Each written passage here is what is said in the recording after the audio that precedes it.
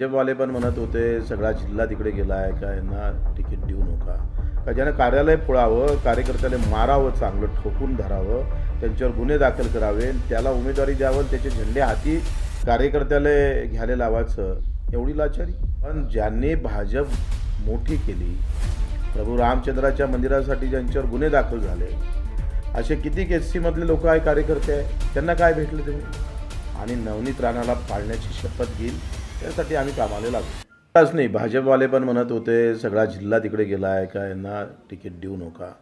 मला याचं कौतुक वाटते आणि थोडं दुःखही वाटतं का ज्या राणानं भाजपचं कार्यालय तोडफोड करून भाजपच्या कार्यकर्त्यांना कानपडीत मारलं, पालकमंत्रीने तो बालकमंत्री आहे असं हिणवलं.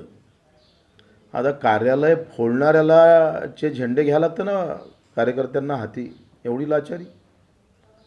तुम्ही सांगा म्हणजे भाजप असा पक्ष आहे दिसतं मला का ज्यानं कार्यालय फोडावं कार्यकर्त्याला मारावं चांगलं ठोकून धरावं त्यांच्यावर गुन्हे दाखल करावे त्याला उमेदवारी द्यावं त्याचे झेंडे हाती कार्यकर्त्याला घ्यायला लावायचं. मला वाटतं एवढी लाचारी कोणावरही येऊ नये. कार्यकर्त्यांच्या मनाची किंमत त्यांच्या स्वाभिमान कुठलाही ठेवल्या गेला नाही. वरिष्ठ नेत्यांनी तो पार धूळ करून पुरा सत्यानाश करून टाकलेला आहे. आमचं तर पांटप्रिय आमची स्वतःची, आम्ही कुठेही जाणार कुठेही लावणार. पण ज्यांनी भाजप मोठी केली प्रभू रामचंद्राच्या मंदिरासाठी ज्यांच्यावर गुन्हे दाखल झाले असे किती एस मधले लोक आहे कार्यकर्ते आहे त्यांना काय भेटले तुम्ही. सामान्य कार्यकर्त्यासाठी पक्ष म्हणून कधी उभा राहणार का.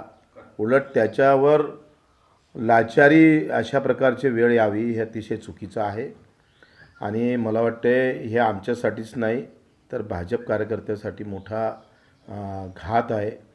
त्यांच्यासाठी त्यांचा स्वाभिमान सगळा दुखावलेला गेलेला आहे. अजूनही भाजपच्या कार्यकर्त्याचे फोन येत आहे बहुत चांगला निर्णय घ्या, आम्ही सोबत राहू. भाऊ तुम्ही महायुतीतून बाहेर पडल्यावर आणि उमेदवार देण्यावर ठाम आहात. हां आम्ही काय करतो आहे तुम्हाला माहीत आहे. उमेदवार वेळ आली तर उमेदवार देऊ. चांगला उमेदवार भेटला तर, नाही तर मग चांगल्या उमेदवाराला पाठिंबा देऊ. दोन गोष्टी आहे. इथं संविधानही वाचवायचं आहे कारण कोर्टात केस चालू असताना उमेदवारी जाहीर होणं आणि दुसऱ्या इकडे छत्रपतीचा स्वाभिमान आम्हाला जिवंत ठेवायचा आहे. अमरावतीकर याचं निश्चितच भान ठेवणार आणि आम्ही सगळ्या लोकांना सांगतो आहे का आता अडसूळ साहेब उमेदवारी भरणार होते त्यांना आम्ही सगळ्यांना सांगतो आहे का आता कोण निवडून येणार याच्यापेक्षा कोणाला पाळायचं हे एकदा निश्चित झालं पाहिजे.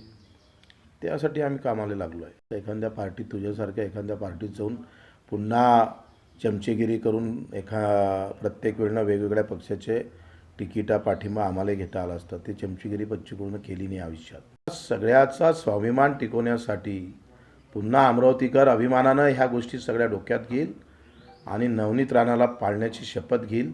त्यासाठी आम्ही कामाला